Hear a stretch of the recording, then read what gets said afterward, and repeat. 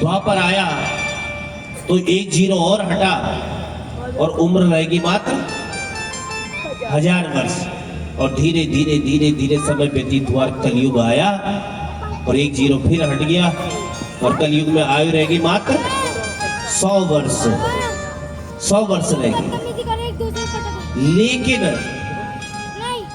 ढूंढने से भी नहीं मिलता आजकल 100 वर्ष का आदमी, है ना। कोई टाटा और बिरला ही होगा 100 वर्ष का। आजकल तो क्या हाल हो गया, 3 वर्ष की आयु में बच्चे की आंखों में चश्मा, 10 वर्ष का बच्चा हार्ट पेशेंट, 12-13 वर्ष का बच्चा शुगर का पेशेंट। ये कलयुग नहीं है तो क्या है भैया।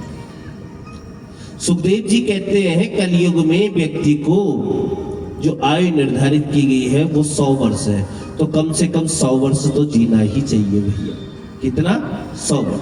लेकिन हजारों लाखों करोड़ों में कोई 100 वर्ष का आदमी हमें कोई ढूंढने से मिलता,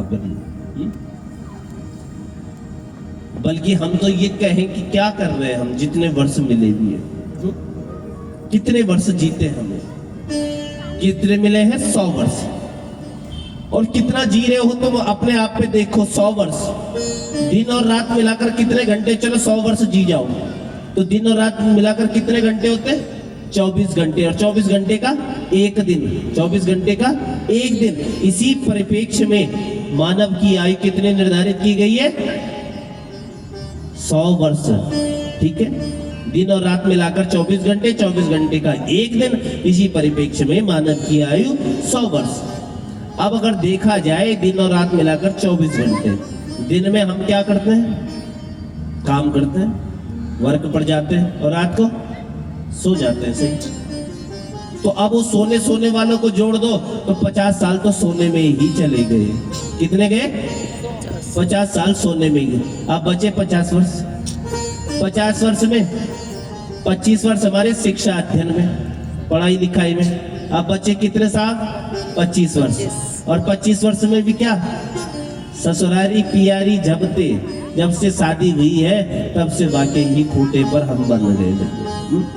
तो तुमने जिया कितना, फिर अब विचार करो, विचार करो।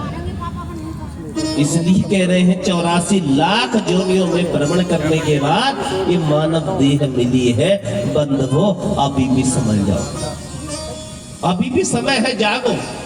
सुखदेव जी कहते हैं राजन, जी कहते हैं ठीक है, जल्दी मरने वाले व्यक्ति की मुक्ति का एक ही उपाय है। कहा क्या? कि तस्मात् भारत सर्वात्मा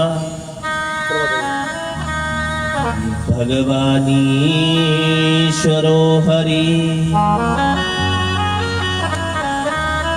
श्रोतव्य कीर्तितव्यश्च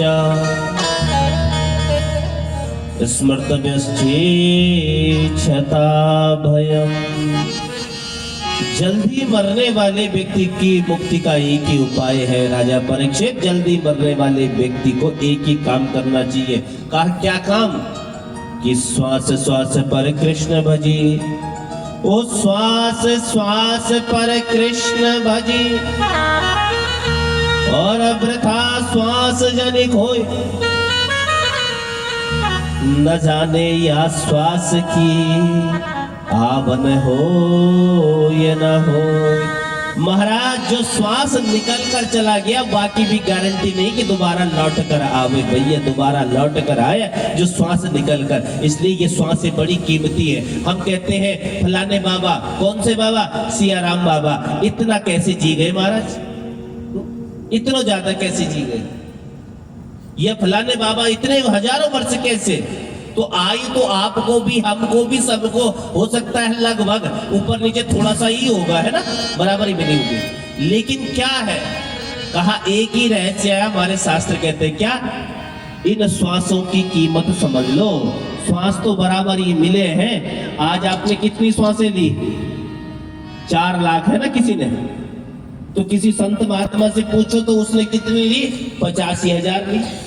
तो उसने उतनी सांसों को क्या कर दिया, बैलेंस कर दिया, इसलिए बाकी आयु में इतनी बढ़ोतरी हो गई। हम बोलते हैं ये बाबा जा भी नहीं रहे भैया, क्या बात है भाई। तो उतनी श्वासें आपने कोरोना काल में देखा होगा, इस श्वास के पीछे, इस ऑक्सीजन के पीछे कितनी लड़ाई थी महाराज। लोगों ने अपने घरों में ऑक्सीजन के सिलेंडर ही छिपा दिए, मिलना मुश्किल हो गया, त्राइबम, कितनी विपदा थी वो। कितनी भयानक, बिना हथियार के आया था वो काल ने भी, कितना बिना हथियार के आया था। और जो दूसरी लहर आई तो उसकी तो